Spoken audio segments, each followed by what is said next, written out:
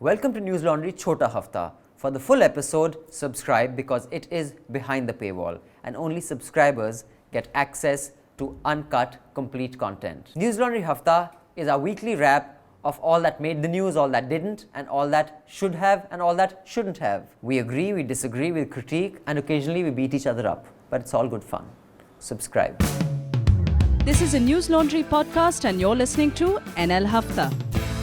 अंग्रेज अपना लगान और न्यूज़ लॉन्ड्री अपना हफ्ता कभी नहीं छोड़ते. We are back with another episode of Hafta. Today, as we record, it is the 19th of August, Thursday, and it is 3:30 in the afternoon. We've had a very active news week. There has been one of the most, world over, an event, a news event that has been covered wall to wall in every country, no matter where you are. Events being played out. Yes, Saigon moment, etc. It's been called. We shall be discussing that, of course, at length. But before we get into the headlines, let me just introduce our panel to you today. On the Hafta today in the studio are Raman Kripal and Manisha Pandey. Hi. Joining us on the phone line are our wonderful colleagues Jayashree from Chennai. Hi, Jayashree. Hi. And Anand from Patna. Anand, you're in Patna right now? Yes. Okay. Hello. Hi. And also joining us on the phone line is Kriti Shah. Hi, Abhinandan.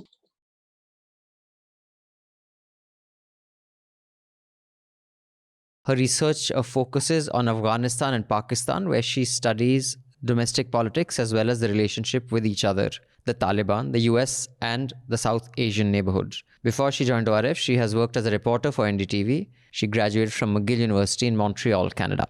So where are you joining us on the phone line from, Kriti? I'm in Bangalore at the moment. You're in Bangalore at the moment. Is that where you're from? No, I'm from Delhi, Okay. but I recently moved to Bangalore, so I continue to work from ORF from here. I see.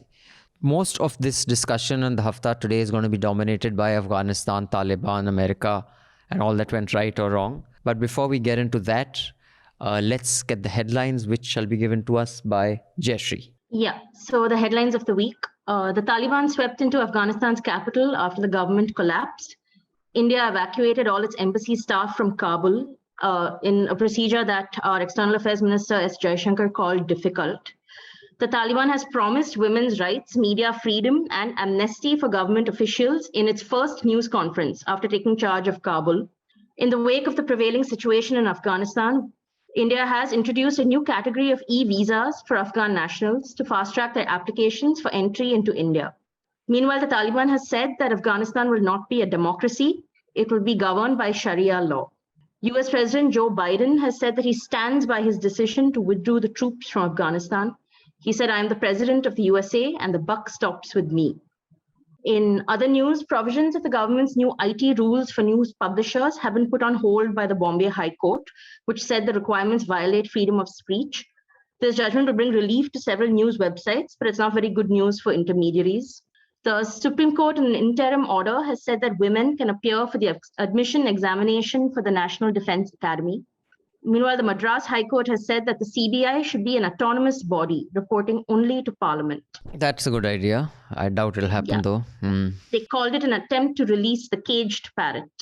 So the centre has opposed a plea against the appointment of Delhi Police Chief Rakesh Asthana.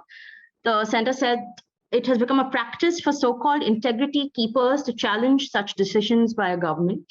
The Supreme Court has turned down a plea to stay the notification issued by West Bengal government constituting an inquiry commission. I think this is in connection with the Pegasus snooping case. Basically, Mamata Banerjee had constituted a commission with Justin Madan B. Lokur to investigate Pegasus. The centre went to the court and said that we don't want this commission. And the Supreme Court has stayed it, basically. The Tushar Mehta had represented the union government saying that the notification is unconstitutional. But the government has, the court has refused saying that a state cannot use its authority to investigate something because it's against the constitution. Okay. Okay. No explanation there. Because they said also that we are going to look into this. I see. For that matter, the centre has asked the judiciary, Supreme Court, that they can set up their own committee of experts. They said that we'll set up our own committee of experts. They can set the terms of conditions also. But we don't want Mamata Banerjee to do it, but the Supreme Court has stated that. So, yeah. In Meghalaya, petrol bombs were thrown at Chief Minister Conrad Sangma's personal residence after violence broke out over the death of a former rebel leader. This resulted in a 2-day curfew in Shillong. Yeah, I saw the Report on We it. did report. yeah, I saw on the this. images from Shillong. I can't imagine Shillong like that. Tension also flared up along the Assam-Mizoram border after the Assam police allegedly fired on 3 Mizo residents.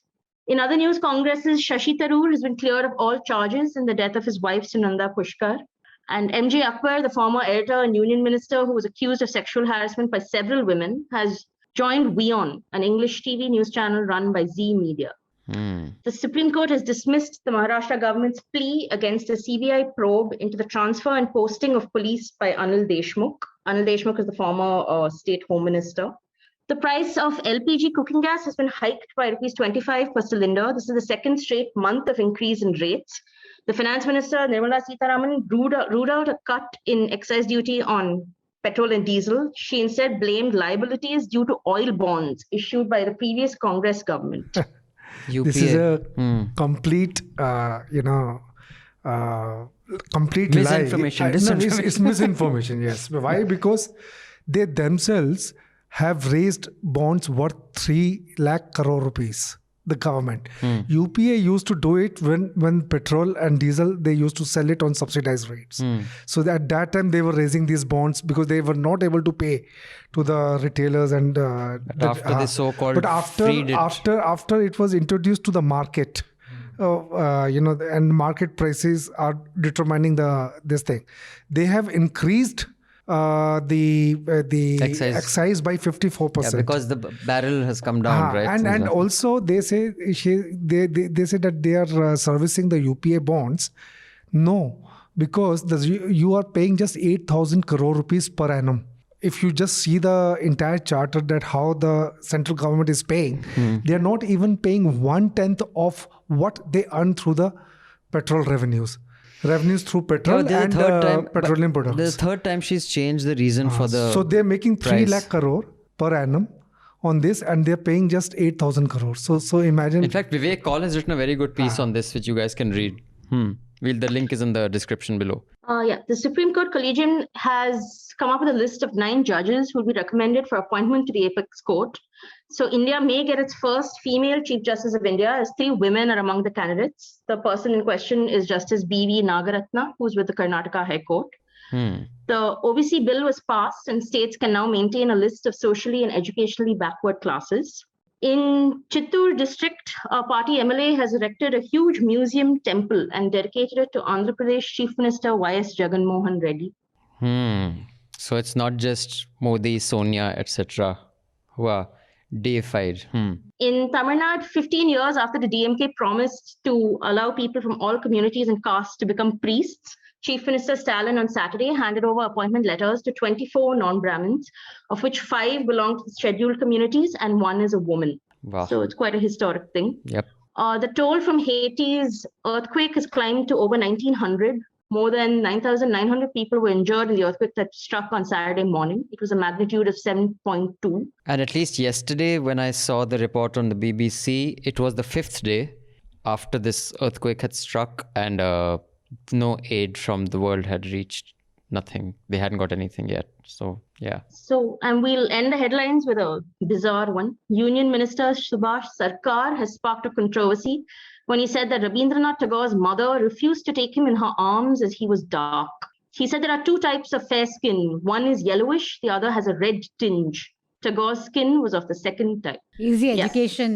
So he's the Minister of MOS. State for Education. And all the educationists and the historian in Kolkata, they said, we have never heard of anything like this. And he said it at Shanti Niketan. See. So this is people keep saying that I am too prejudiced against this government. The fact is that there are only buffoons in this government who are unread, illiterate, who have, as Arun Shourie said, the whole cabinet combined has not read more than 2 books. Look, so the US has been wanting to withdraw, obviously, for a very long time. And I don't think there was ever a good time to exit, because it's something that they've been discussing for a long time. And the situation on the ground has always been so dynamic. So I understand the compulsion of each president that has, been in power during the Afghan war, be that Bush, Obama, Trump, or Biden, to want to sort of appeal to their domestic audience and get out. But the manner in which Biden has gone about it has been very surprising, given that sort of his entire campaign has been around, human rights. We are different from Trump, champions for women causes, and, all of that. Because in his speech, he sort of blamed Trump. He said that I have inherited this Afghan war. I inherited the peace deal, which was under Trump. He also said that I would not have, done the negotiations the way it was done, but I can't really help it. And I'm not going to send American troops to fight in a war where Afghans are not willing to fight for themselves. But what the entire situation over the last week shows is not only, US's desperation to leave Afghanistan, but the massive intelligence failure on part of the US and all of its allies to see how to sort of underestimate the Taliban's power, to overestimate Ashraf Ghani's power.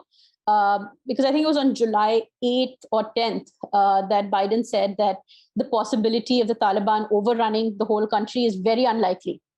So they obviously didn't anticipate it. I don't think anybody anticipated it, but it's a major intelligence failure on But part why of the could US. they not anticipate it? That is something I don't get. Like, how is it they've been there for so long? They did have their intelligence on ground. Yeah, no, so, in the long run, there have been, of course, a lot of mistakes. But what has happened in the past few months since the signing of the deal, I think that's been one of the main reasons on how things went so bad so fast. Because they had this sort of agreement that the US sort of portrayed as a peace agreement, which it never was. It was only a withdrawal agreement. So you're getting into negotiations with the Taliban and you already state that, look, we are leaving the country.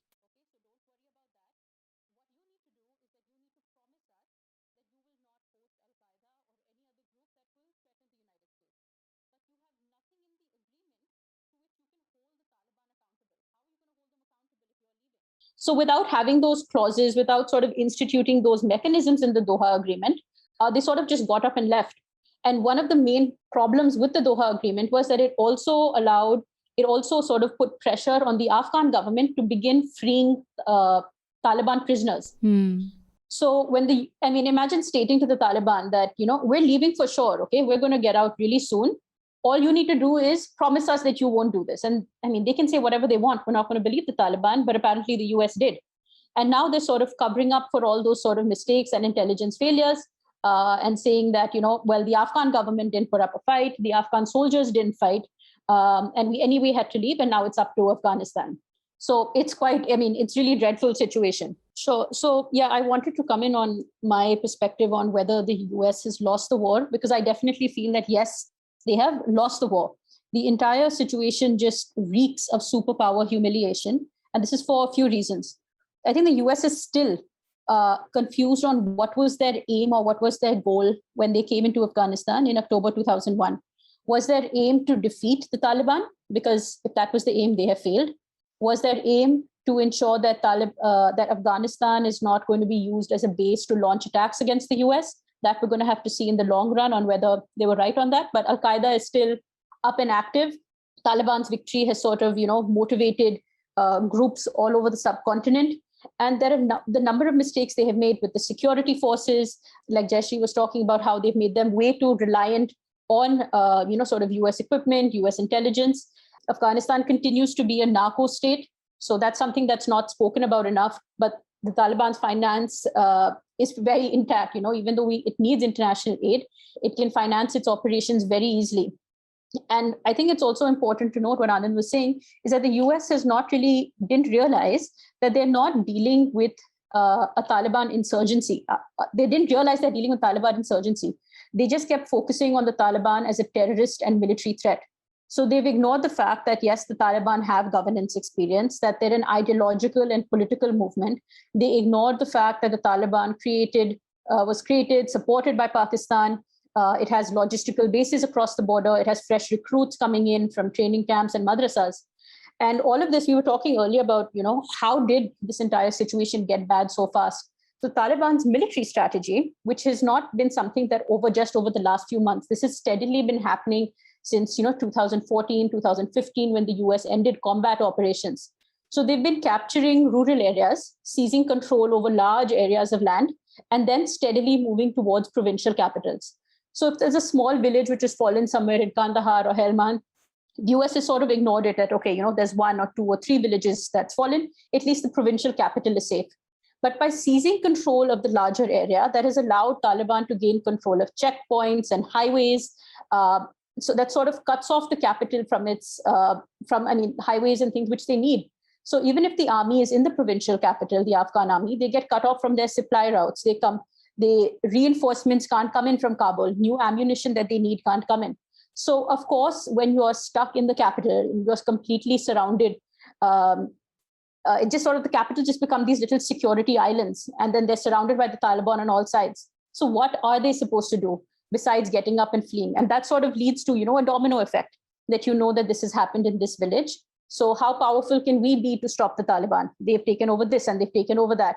So that domino effect is what has led to the situation which is there today. And that's a fault of the US, because they ignored the intelligence. They probably didn't have the intelligence in small districts across the country to understand how is the Taliban's influence growing, what are their tactics in these villages.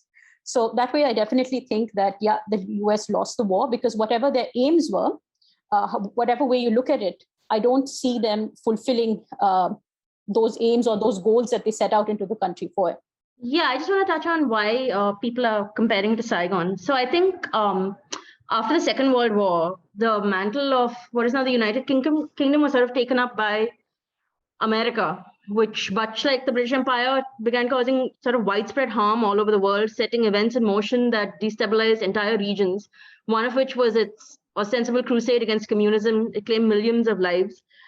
And I think the Hindu had an op-ed today which had said that's how they found it. So once 9/11 happened and went in its hunt for Osama bin Laden, America found itself in the wrong country, but remained there for 20 years. So like Kriti said, America was confused about its aim with the Taliban. So it's not really clear what America even did in Afghanistan for 20 years, because they did not establish a strong democratic state. They did not secure human rights.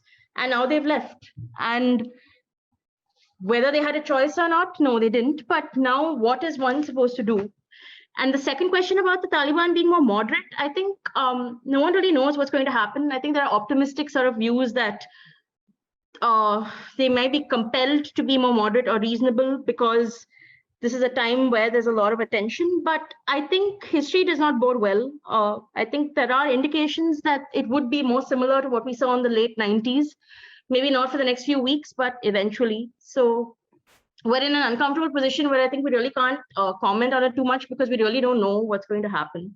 So, well, I mean, I think there are 2 or 3 things that I just quickly want to, comment on before we move on. One is that I think no matter how primitive a mindset, no one can fight a certain amount of change. Like even the most, primitive-minded across any religion.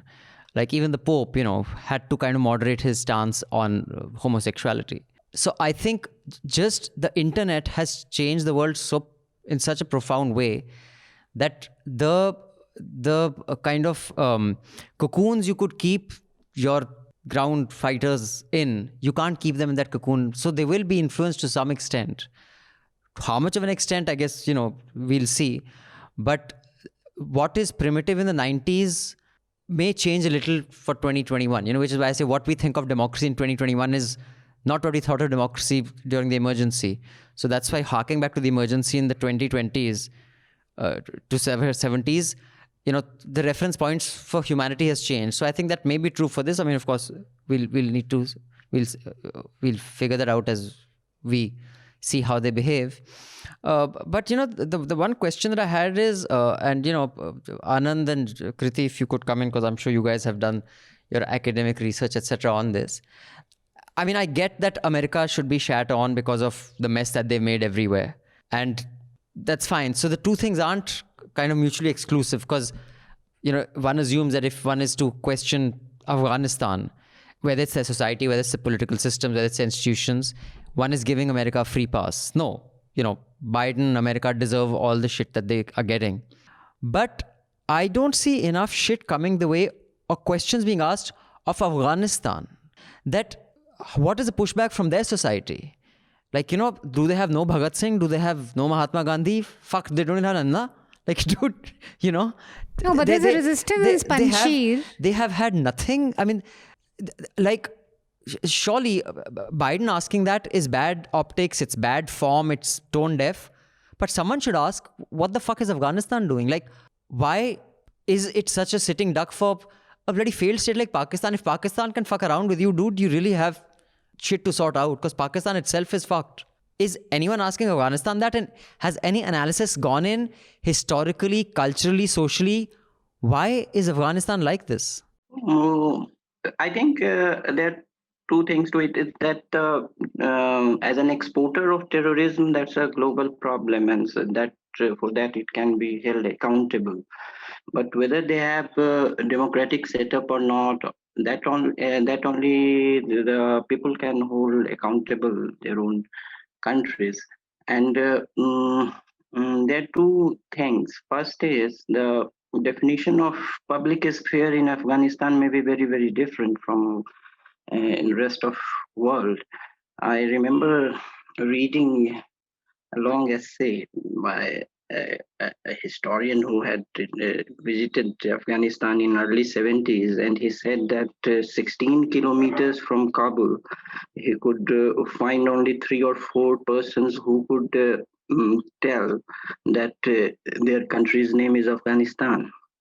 So what he meant was that the idea that we constitute one country is rather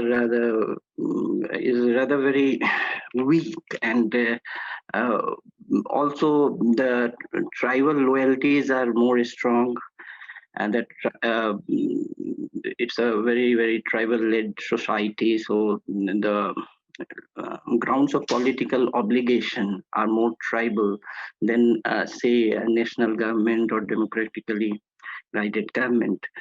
A second thing is that, as I said earlier, also the center does not hold. It means you could be powerful at one location, you may be nothing at other. Also, that's why I say that many third world societies, and for that matter, first world societies also, would find democracy at their own pace. There is no template, universal template to be applied to all. I think we, the outsiders, cannot set a template for, Afghanistan. Soviets tried to do it, failed. Americans tried to do it, failed. So, I mean, if you see the history, so I think the change has to come from within. So as you said, I mean, internet has already changed. I mean, the Taliban cannot be the same what it used to be in 1990s. So now I think within, if the change comes from within, that will really be a good change. With so much ethnic differences, as Anand is saying, that tribal, dominated the political allegiance. So I think the change has to come from within. Manisha, you have anything Well, to add? there is a northern resistance brewing in Panjshir, which I don't think is going to be of any consequences from what I'm reading in the reports. But there is resistance. I don't know if I'd be too judgmental of the people, It's very hard once fundamentalism takes root in society. And when you have a force like Taliban, it's very hard to expect ordinary acts of courage, even though you're seeing that, today. But to say that why aren't people fighting Taliban, or why aren't people getting rid of them, I think it's just a very complex thing to say. Because also one of the interesting essays I read on Taliban's popularity was that in rural areas, people hated the government because it was so unjust. It was a system of maybe more lenient, but it was just not applicable to everyone.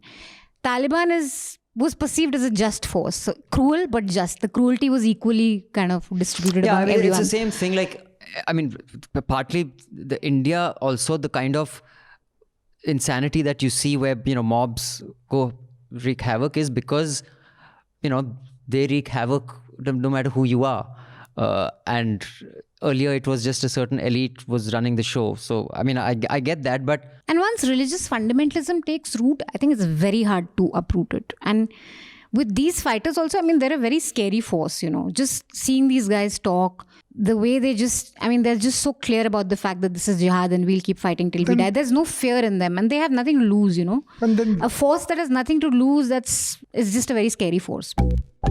But before that, I had a couple of announcements. Our Independence Day campaign, thank you. We have got fantastic response to our Independence Day campaign, where we are giving a discount on our subscriptions. We are giving a discount on all the NL merch that is available on the NL store.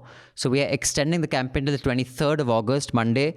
Many of you who've ordered and are wondering you haven't received your stuff yet, our logistics supply chain of couriers is overwhelmed by the orders that have come. So do, give us a little more time.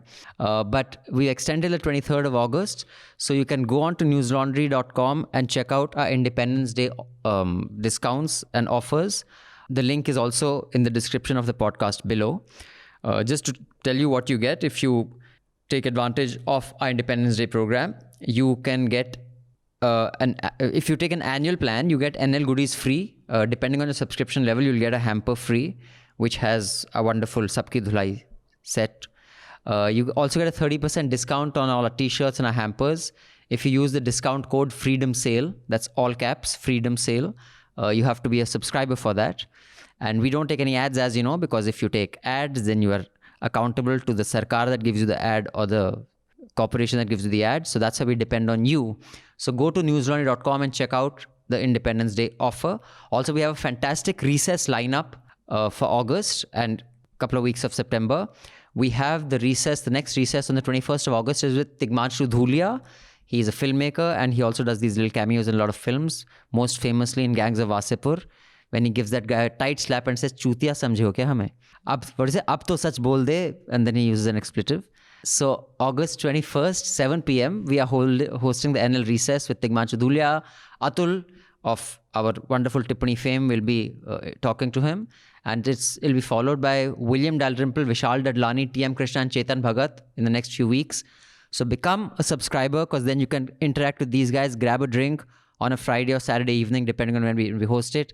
And you can ask questions to us and also these guests. All of you listening in, the Chota Hafta, do subscribe so you can listen to the entire Hafta. We will see you again next week with the Hafta. Till then, subscribe, pay to keep news free, because when the public pays, the public is served. When advertisers pay, advertisers are served. Thank you. Goodbye. All the News Laundry podcasts are available on Stitcher, iTunes, and any other podcast platform. Please subscribe to News Laundry. Help us keep news independent. To catch all our podcasts on news, pop culture, current affairs, and sport, visit newslaundry.com. Follow us on Facebook, Twitter, and Instagram, and subscribe to our YouTube channel. Sun liya Afrika, mufat khoro. Not to brag or anything, but News Laundry Hafta features in the top 50 in the world on SoundCloud in the news and politics category for podcasts.